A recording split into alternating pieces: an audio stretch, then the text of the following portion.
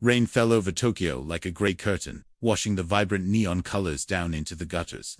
It was long past midnight, and Detective Akira Mori was still in his office. The air thick with the smell of old files, metal, and stale cigarette smoke. Spread across his desk were the haunted faces of 5 victims. Each photograph a grim testament to the killer terrorizing the city. 5 victims, all with their mouths slashed open, ear to ear, in a grotesque, permanent smile. Every case was a carbon copy of the last. The attacks always happened at night.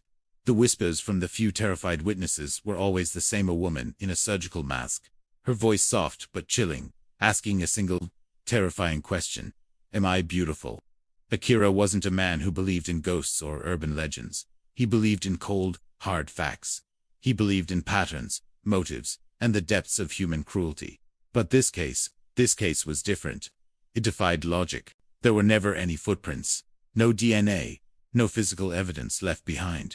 The witnesses could never recall more than that haunting voice and the question that hung in the air like a death sentence. The office door creaked open. An officer, Yumi Tanaka, young and sharp, stepped inside, balancing 2 cups of steaming coffee. Her expression was grim. "Another one," she said, her voice barely a whisper as she placed a new report on his cluttered desk. "Minato Ward this time. A university student." Same words, same wounds. Akira rubbed his weary eyes, the caffeine barely making a dent in his exhaustion. "And let me guess," he sighed. "The public is screaming that it's the Kuchisake-Onna again." Yumi nodded, her gaze serious. "They say if you answer yes to her question, she reveals her disfigured mouth and asks again. If you say no, she kills you on the spot." A tired, humorless smile touched Akira's lips. "And what if you just don't believe in her?" Yumi looked at him, a flicker of unease in her eyes. "Then," she said quietly, "she makes you believe." The rain was relentless, following them to the crime scene. The alley was a narrow, dark passage, slick with puddles that mirrored the flashing red and blue of police lights. The scene was depressingly familiar. Trash bins, a discarded broken mirror, and faint streaks of blood that seemed to lead nowhere before vanishing completely.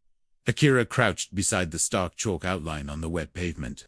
The victim's umbrella lay nearby, a sad, open petal of black silk. "She always appears near mirrors," Yumi observed softly, her voice just loud enough to be heard over the drumming rain.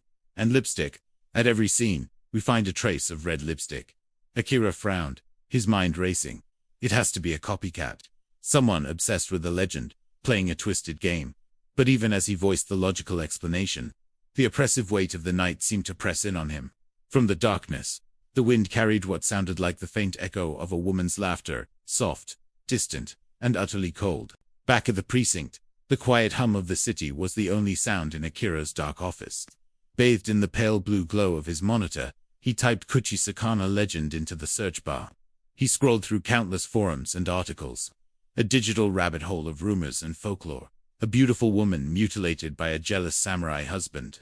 Now a vengeful spirit, doomed to wander lonely streets, forever seeking validation for her ruined beauty. One line, buried deep in a blog post, snagged his attention.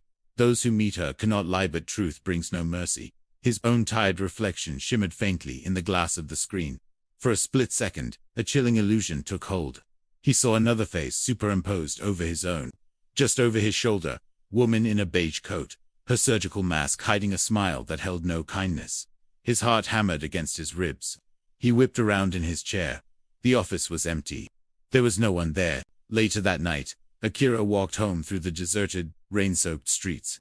His collar was turned up against the cold drizzle as the city's neon signs flickered and died around him, one by one. Then he heard it. Footsteps, echoing his own, but softer, more deliberate. He stopped. The footsteps stopped too. A voice, as gentle and smooth as silk, cut through the silence. "Detective, am I beautiful?" Akira turned, slowly.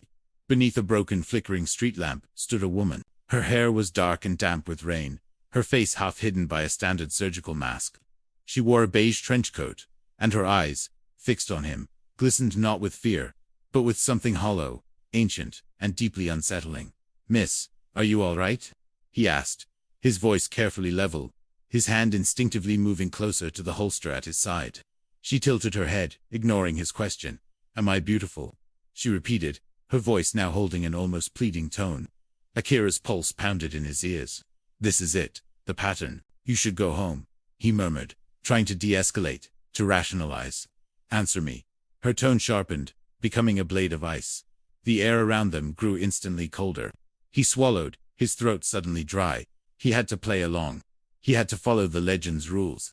Yes, he said at last, the word feeling heavy in his mouth. You're beautiful. The woman's hand rose slowly, deliberately, to her face. With a graceful movement, she slipped off the mask. Beneath it, her mouth was carved into a horrific, glistening red grin that stretched from ear to ear. A wound, not a smile. Beautiful, she hissed, the sound of venomous rasp. Akira stumbled backward, his hand fumbling for his gun, his mind screaming. But in the blink of an eye, she was gone. Vanished. Only the white surgical mask remained, drifting lazily down through the rain to land at his feet. Back in his apartment, Akira poured a drink with hands that wouldn't stop trembling. The liquor burned a path down his throat, but it did nothing to chase away the bone-deep chill that had settled over him. He caught his reflection in the bathroom mirror. His face was pale, drawn, and utterly exhausted. And then he saw it. A faint, almost imperceptible streak of red on his own cheek, like a careless smear of lipstick. He tried to wipe it away, but his fingers only seemed to spread it wider, the crimson mark curving unnaturally upward into a parody of a smile. He froze. His reflection wasn't moving with him. It was staring back, its grin widening impossibly, its eyes growing black and hollow. Am I beautiful? The reflection whispered, in his own voice. The lights flickered violently. The mirror cracked, a spiderweb of silver fractures spreading from the center. And for one terrifying instant, through the broken glass, he saw her standing right behind him, her wide, grotesque smile gleaming in the darkness. He spun around, found nothing, only the oppressive silence of his apartment. The next morning, Yumi arrived at the precinct to find Akira's desk exactly as he'd left it. The chair was empty. His coat was gone. And resting beside a single, sharp shard of a broken mirror was a neatly folded surgical mask. She picked up the shard of glass carefully. As it caught the light, her own reflection shimmered back at her. She blinked, but the mouth of her reflection didn't move. It was frozen in a slight, upward curve. And behind her image, faint and ghostly, stood the smiling silhouette of the slit-mouthed woman. A whisper, cold as the grave, brushed against her ear. Am I beautiful? Yumi spun around, her heart stopping. But there was no one there. Only the lonely sound of rain against the window, and somewhere far off, the faint, chilling echo of soft laughter fading into the city's endless heartbeat. It was then Yumi understood a chilling truth. Some questions are not meant to have an answer.